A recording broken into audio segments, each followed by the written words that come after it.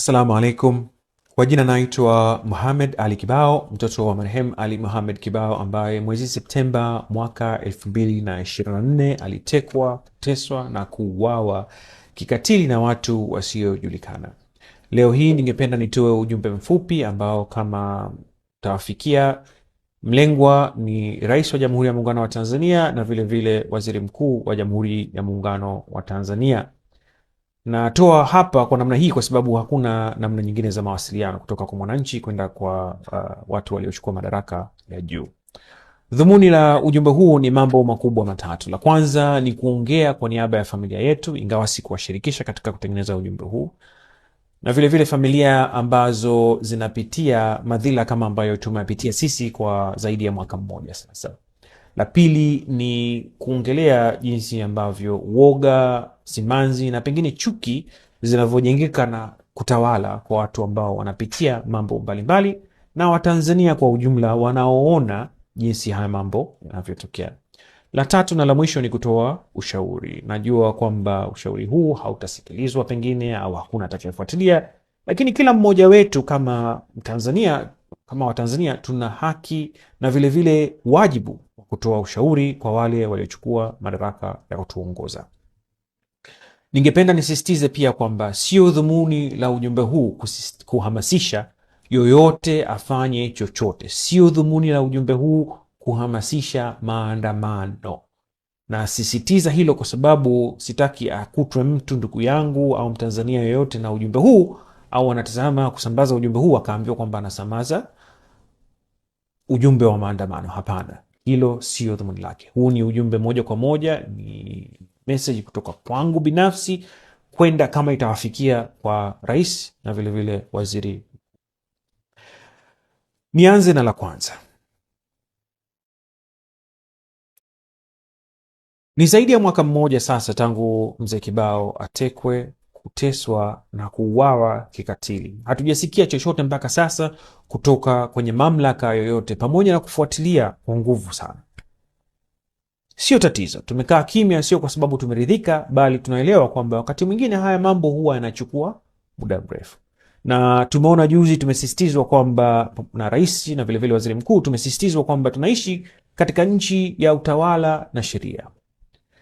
Kinachotupa majonzi na pengine wakati mwingine hasira ni kwamba tunaona kana kwamba kuna sheria za aina mbili, zile ambazo zinawalinda tabaka la watawala na nyingine zetu sisi. Nasema hivyo kwa sababu tumeona jinsi nguvu zinavyotumika kukemea na kuzuia na kushughulikia mambo ambayo hayawafurahishi tabaka la watawala.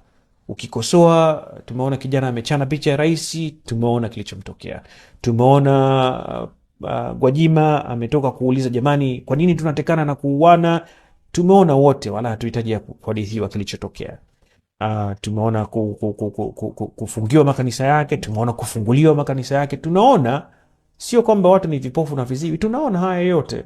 Alafu upande mwingine tunaambiwa kwamba kifo ni kifo. Tunaambiwa kwamba hatuongelei waliokufa kwa sababu hatutaki kusherehekea, wakati toka 29 Oktoba mpaka sasa watu pekee waliosherehekea ni walioko serikalini. Tumeona pale bungeni watu wanapiga makofi, wanaapishana, wanapiga picha, tabasamu, furaha kuchukua madaraka. Hakuna Mtanzania ambaye anasherehekea kifo cha Mtanzania mwingine.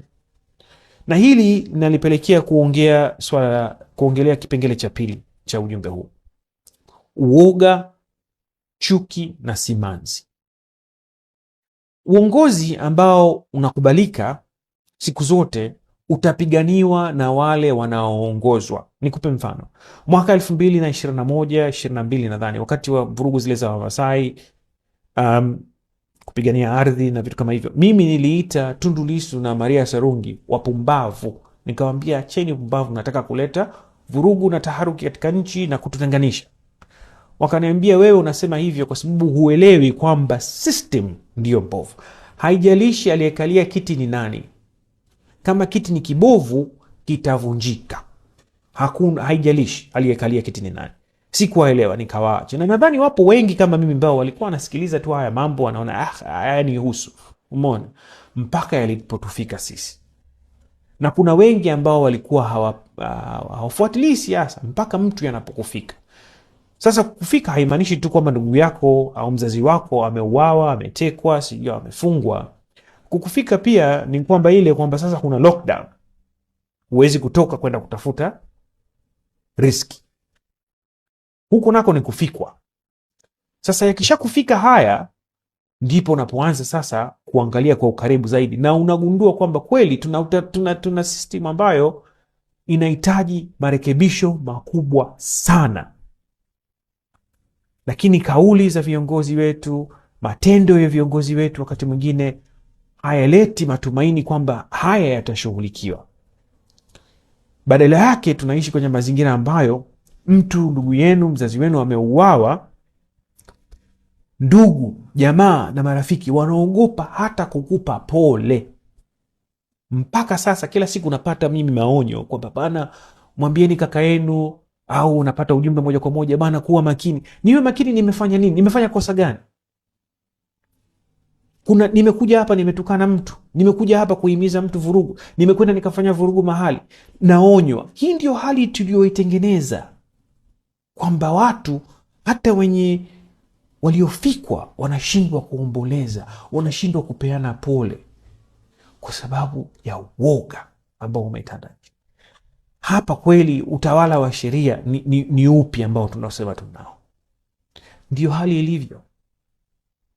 Uongozi uliokubalika utapiganiwa na watu wenyewe, wala hauna haja ya kuhamasisha watu wakakupigania. Watu watakupigania.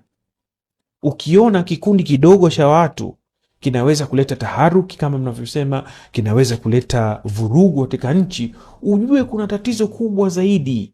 Lazima turudi nyuma, tuangalie, tutathmini, si ndio?